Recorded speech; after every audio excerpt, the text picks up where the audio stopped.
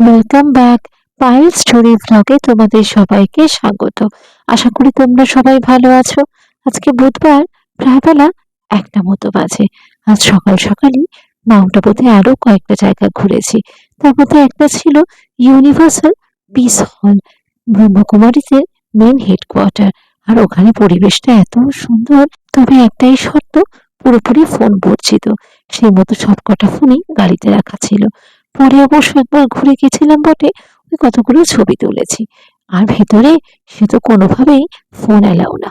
তড়িঘড়ি লাঞ্চটা করে উদয়পুরের পথ ধরবো।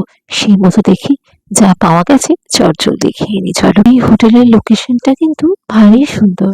দাঁড়াও, খাওয়ার পরে যখন বেরোবো তোমাদেরকে চারিপাশটা দেখাবো। পুরো পাহাড়ের মধ্যেখানে, আর একদিক দিয়ে হাইওয়ে যাচ্ছে। খাবো মা।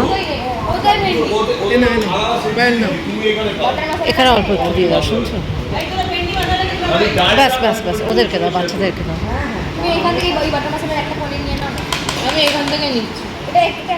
ভাত, রুটি, পরোটা মিলিয়ে আজকে দুপুরের লাঞ্চ। যেহেতু হোটেলটা ভেজিটেরিয়ান, সেই জন্যে সবজিপাতি একটু বেশি নেওয়া হয়েছে।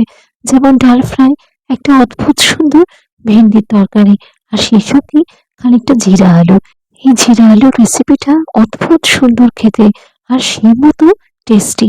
সবাই তো দেখলাম ছেড়ে ফুটে ওইটাই আগে খেলো। আর তার সাথে ছিল পনির বাটার মশলা আর পালক পনির। এই খাওয়া দাওয়ার হয়ে গেছে, খানিকটা বাইরে এসে দাঁড়ালাম। বলছিলাম না, হোটেলের লোকেশনটা ভারী সুন্দর। ওই দেখো, পেছনে পাহাড়, সামনে হাইওয়ে, আর এটা হচ্ছে এন্ট্রেন্সটা। এই এক এক করে সবাই বেরিয়ে পড়েছে। ওই এখন সামনে একটা জেনারেল স্টোর রয়েছে, ওই গ্রসারি শপে যে যার মতো করে একটু বাচ্চাদের জন্য লজেন্স, খানিকটা চুইং গাম, এইসবগুলো নিয়ে নিচ্ছে। নাহলে পরে এতটা পথ তো যাওয়া, দুটো গাড়ি থাকাতে বেশ সুবিধা হয়েছে। একটু হাত পা ছড়িয়ে বসে যাওয়া যাচ্ছে। মজা নেওয়া হয়ে গেছে। তুই উঠে ঘুমিয়ে পড় আস্তে আস্তে পড়ে দিবি। দেখ উল্টো চুটি পড়েছে। এ মা, রিজু পড়ে যাবি বাবা, পড়ে যাবি কিন্তু।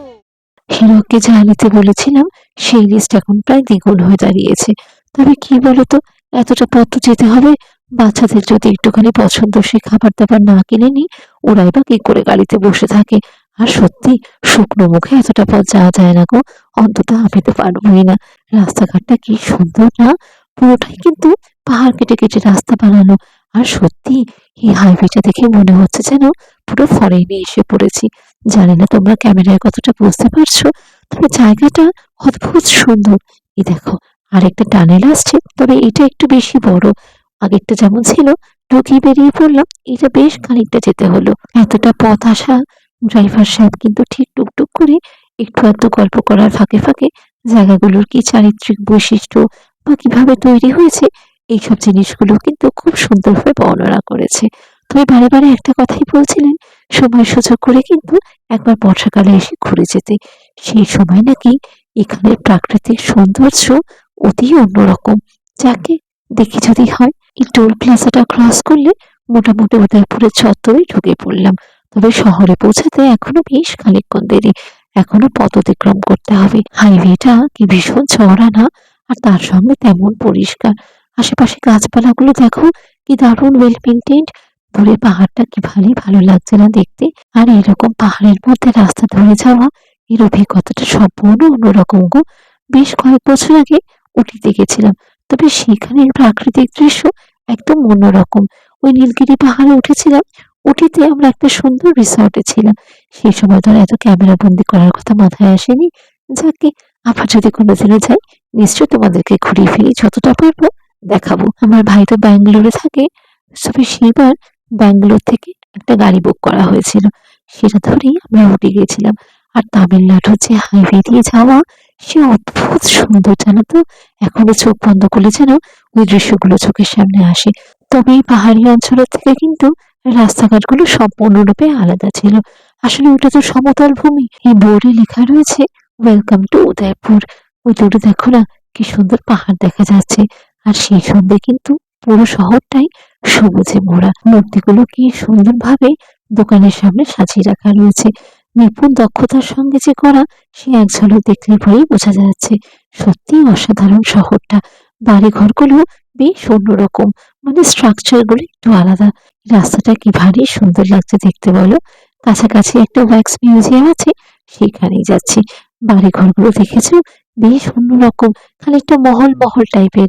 এই যে এসে পড়েছি বোধহয়, ড্রাইভার সাহেবও তাই বলছিল। এখানে যে অটোগুলো দেখছি সেগুলো কিন্তু একটু উঁচু আর বেশ বড়। তবে এই আসার পথে একটা ভারী সুন্দর জিনিস চোখে পড়লো। কতগুলো অটো দেখলাম পিঙ্ক কালারের, আর যারা চালাচ্ছেন ওনারা সবই মহিলা। ভারী ভালো লাগলো দেখে, একদম অন্যরকম অভিজ্ঞতা। এই যে এসে পড়েছি। सेलिब्रिटी म्यूजियम मॉडल हाउस ऐसे कई तरह के मोम के स्टेचू है, साथ में खड़े रह के आप फोटोग्राफी करोगे, एकदम रियल लगता है। उनकी रियल आइट आंखें वगैरह हाथ वगैरह। বাবা ও যে গড় গড় করে পড়া মুখস্থ করার মতো কি বলে গেল, সে আমার ঠাহর করতে বেশ খানিকক্ষণ সময় লাগলো। যাকে এইটুকু বুঝলাম যে এই ওয়্যাক্স মিউজিয়ামে 4টে সেগমেন্ট রয়েছে।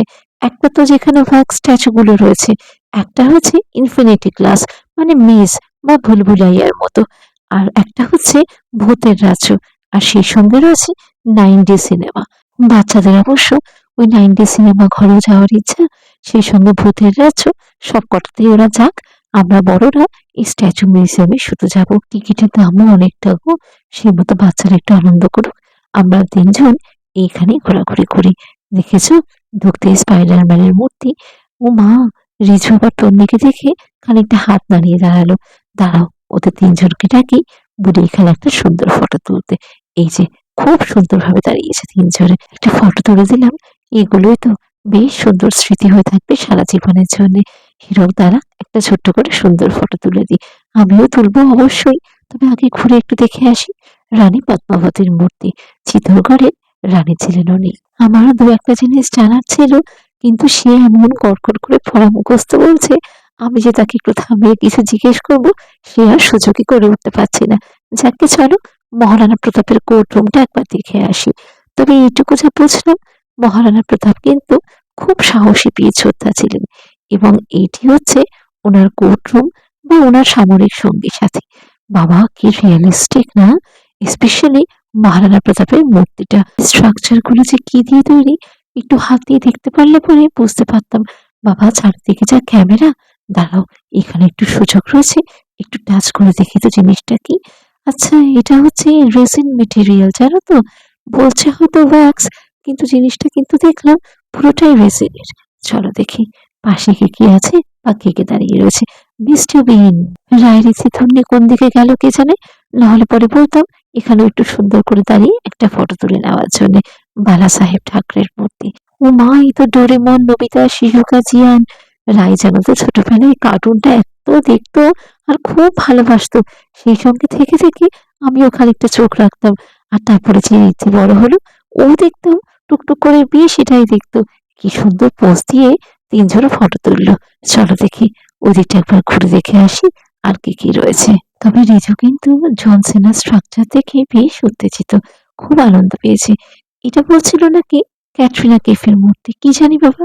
তবে বললো মেকআপ টেকআপ করলে পরে আরো রিয়েলিস্টিক লাগবে। চলো দেখি ওই দিকটা একবার ঘুরে আসি। সবারই আকর্ষণের কেন্দ্রবিন্দু মহারানা প্রতাপ। ইতিহাস ঘাটলে পরে জানা যায় এই মহারানা প্রতাপ একজন খুব বিখ্যাত রাজপুত রাজা ছিলেন, এবং উনার অসম সাহসিকতার জন্য উনাকে আজও মনে রাখা হয়। একটু পড়াশোনা করলে জানা যায় হলদিঘাটের যুদ্ধতে একদিকে ছিল মুঘল সাম্রাজ্য, অন্যদিকে ছিলেন মহারানা প্রতাপ। মহারানা প্রতাপ কিন্তু শেষ পর্যন্ত যথেষ্ট সক্ষম ভাবে এই মুঘলদের এগেনস্টে লড়াই চালিয়ে গেছিলেন।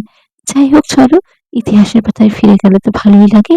আবার সেই একই কথা বলবো, Hinduism is the only source of life. বেরিয়ে পড়েছি, বাচ্চারাও ভারী আনন্দ করেছে, কিন্তু সে আর অত ডিটেলসে শোনা হলো না। কাছাকাছি একটা নাকি খুব ভালো দোকান রয়েছে, একটু কেনাকাটাও তো করতে হবে। এই রাজ্যে শুনেছি নাকি খুব নতুন ধরনের অর্গানিক শাড়ি পাওয়া যায়, আবার সেগুলো ফেরত দিলে নাকি কিছুটা টাকাও রিটার্ন করে। কি জানি বাবা, একটু ডিটেলসে জানবো তো দেখি।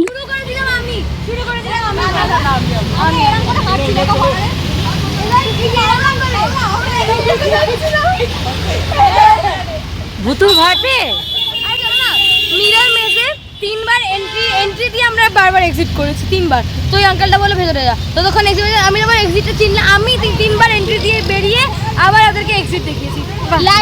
লাইট ছিল ওখানে, লাইট। অনেকক্ষণ ধরেই ওই ভূতের বাড়ি টুকরো টুকরো অভিজ্ঞতার কথা শুনছি, তিনজনে কিন্তু খুব ভয় পেয়েছে, আবার তার সঙ্গে সেরকম আনন্দও করেছে। চলো দেখি দোকানটায় ঢুকি। বাবা, এ তো মনে হচ্ছে সিংহদ্বার দিয়ে রাজপ্রাসাদে ঢুকছি। বাইরেও দেখেছো কি সুন্দর হরেক রকমের জিনিসপত্র মূর্তি দিয়ে ডেকোরেট করা। আর ভেতরে দেখো না, এই একতলাটা পুরোটাই ওদের সব বিভিন্ন স্পেশালাইজড এক্সেপশনালি ইউনিক জিনিসপত্র দিয়ে সাজানো। একটা বড় দোকানেতে ঢুকলাম, কি জানি আয়ত্তের মধ্যে জামা কাপড় পেলে পরে হয়, একবার ঢুকে তো দেখে আসি। এই একতলাতে ওদের সব বিভিন্ন ধরনের মূর্তি সবকিছু রাখা। দোতলায় উঠেছি, এখানে সব জামা কাপড় বিক্রি হচ্ছে। এই শাড়ি যেগুলো খুলে দেখাচ্ছে খানিকটা সামার সিল্ক টাইপের, এত সফট আর বেশ ঠান্ডা, জানো তো। খানিকটা গায়ে দিয়ে দেখলাম বটে, সত্যি বেশ আরামদায়ক। ওইসব অর্গানিক শাড়িগুলো কোথায় রয়েছে একটু দেখাতে বলি। এই ভদ্রলোকের পায়ের কাছে, হ্যাঁ এই যে, এই শাড়িটা বেশ সুন্দর লাগছে দেখতে। দেখি তো একবার খুলে। এই শাড়িটা বললো ব্যাম্বো সিল্ক, বাঁশ গাছের কঞ্চি কেটে সেটাকে সেদ্ধ করে একটা মোটা ধরনের সুতো তৈরি হয়, ওইটা দিয়েই পুরো শাড়িটা তৈরি করা। আর এই শাড়িটা দেখতে পাচ্ছ, এটাও বললো ব্যানানা সিল্ক। আর তার সঙ্গে আবার শুনলাম আতা গাছের ফল দিয়ে নাকি তৈরি করা হয়। আজ এই অবধি, আবার কাল দেখা হবে, টাটা।